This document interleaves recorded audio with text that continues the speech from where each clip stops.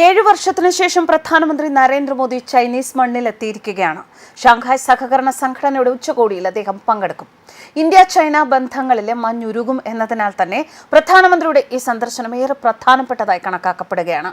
നിലവിലെ സാഹചര്യത്തിൽ ചൈനയും ഇന്ത്യയും തമ്മിലുള്ള ബന്ധത്തിൽ ഒരുപാട് മാറ്റങ്ങൾ ഉണ്ടാകുന്നു. 7 വർഷത്തിനു ശേഷം രണ്ട് രാജ്യങ്ങളുടെയും രാഷ്ട്രത്തലവന്മാർ മുഖാമുഖം കാണും. പക്ഷേ പൂർണ്ണമായും മാറിയ സാഹചര്യത്തിലാണ്. അതുകൊണ്ടാണ് ലോകം മുഴുവൻ ഈ സന്ദർശനം വീക്ഷിക്കുന്നത്. ലോകം ഇന്ത്യയും ചൈനയും ഉറ്റുനോക്കുന്നു. ഇതുവരെ ഇന്ത്യയും ചൈനയും തമ്മിലുള്ള തന്ത്രപരമായ സാഹചര്യങ്ങളൊക്കെ വ്യത്യസ്തമായിരുന്നു. എന്നാൽ കഴിഞ്ഞ കുറച്ച് മാസങ്ങളായി ആഗോളതലത്തിൽ വികസിച്ച സാഹചര്യം രണ്ട് രാജ്യങ്ങളെയും കൂടുതൽ അടുപ്പിക്കുന്നു. പ്രത്യേകിച്ച് റഷ്യയുമായുള്ള ബന്ധവും US പ്രസിഡന്റ് ഡൊണാൾഡ് ട്രംപിന്റെ ധാർഷ്ട്യ മനോഭാവവും ഏഷ്യയിലെ രണ്ട് വൻ ശക്തികളെയും ഒരേ പാതയിലേക്ക് കൊണ്ടുവന്നു. ചൈനയ്ക്കും ഇന്ത്യയ്ക്കും മേൽ അമേരിക്ക തീരുവ ചുമത്തുന്ന വിഷയമായാലും റഷ്യയുമായുള്ള തന്ത്രപരമായ പങ്കാളിത്തത്തിന്റെ കാര്യമായാലും എവിടെയെങ്കിലും അല്ലെങ്കിൽ മറ്റെവിടെയെങ്കിലും ചൈനയും ഇന്ത്യയും ഒരേ തന്ത്രമാണ് സ്വീകരിക്കുന്നത്. യുഎസിന്റെ ഭീഷണിക്ക് മുന്നിൽ വഴങ്ങാൻ ഇന്ത്യയോ ചൈനയോ തയ്യാറല്ല. അത്തരമൊരു സാഹചര്യത്തിൽ റഷ്യയുടെ മധ്യസ്ഥതയ്ക്ക് ശേഷം രണ്ട് രാജ്യങ്ങളും തമ്മിലുള്ള ബന്ധം വലിയ രീതിയിൽ സാധാരണമായി. വിമാനത്താവളത്തിൽ നിന്ന് ടിയാൻജിനിലെത്തിയ പ്രധാനമന്ത്രി മോദിക്ക് ഹോട്ടലിൽ ഇന്ത്യൻ സമൂഹം ഗംഭീര സ്വീകരണമാണ് നൽകിയത്. പ്രധാനമന്ത്രി മോദി അവരെ കണ്ടുമുട്ടിയപ്പോൾ ഭാരത് മാതാ കി ജയ്, വന്ദേ മാതരം എന്നീ മുദ്രാവാക്യങ്ങളും പശ്ചാത്തലത്തിൽ ഉയർന്നു. വിമാനത്താവളത്തിലെത്തിയപ്പോൾ അദ്ദേഹത്തെ സ്വീകരിക്കാൻ ചൈനീസ് പ്രതിനിധി സംഘം കാത്തിരിക്കുക മാത്രമല്ല ചുവന്ന പരവതാനി വിരിച്ച് അദ്ദേഹത്തിന് ഗംഭീര സ്വീകരണവും നൽകി.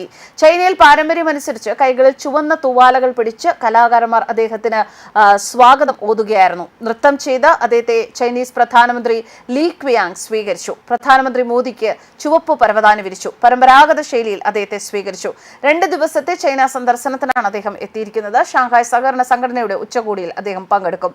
പ്രധാനമന്ത്രി മോദി ജപ്പാനിൽ നിന്ന് ചൈനയിലെ ടിയാൻജിനിൽ എത്തിയിരിക്കുകയാണ്. Chinese president Xi Jinping, Russian president Putin എന്നിവരുമായി അദ്ദേഹം ഉഭയകക്ഷി ചർച്ചകളും നടത്തും. നിലവിലെ ലോക സമ്പദ് വ്യവസ്ഥയിലെ അസ്ഥിരത കണക്കിലെടുക്കുമ്പോൾ രണ്ട് വലിയ സാമ്പത്തിക ശക്തികൾ എന്ന നിലയിൽ ലോക സാമ്പത്തിക ക്രമത്തിൽ സ്ഥിരത കൊണ്ടുവരാൻ ഇന്ത്യയും ചൈനയും ഒരുമിച്ച് പ്രവർത്തിക്കേണ്ടത് പ്രധാനമാണ്.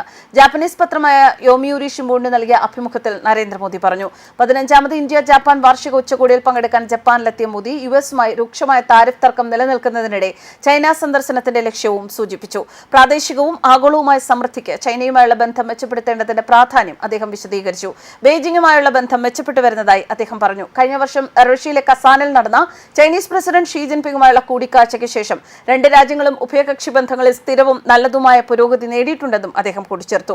രണ്ട് രാജ്യങ്ങളും ഭൂമിയിലെ ഏറ്റവും വലിയ രണ്ട് രാജ്യങ്ങളും എന്ന നിലയിൽ ഇന്ത്യയും ചൈനയും തമ്മിലുള്ള സുസ്ഥിരവും പ്രവചിക്കാവുന്നതും സൗഹൃദപരവുമായ ഉഭയകക്ഷി ബന്ധത്തിന് പ്രാദേശികവും ആഗോളവുമായ സമാധാനത്തിലും സമൃദ്ധിയിലും നല്ല സ്വാധീനം ചെലുത്താൻ കഴിയും എന്ന ശുഭാപ്തി വിശ്വാസത്തിലാണ് പ്രധാനമന്ത്രി നരേന്ദ്രമോദി. News desk karmas.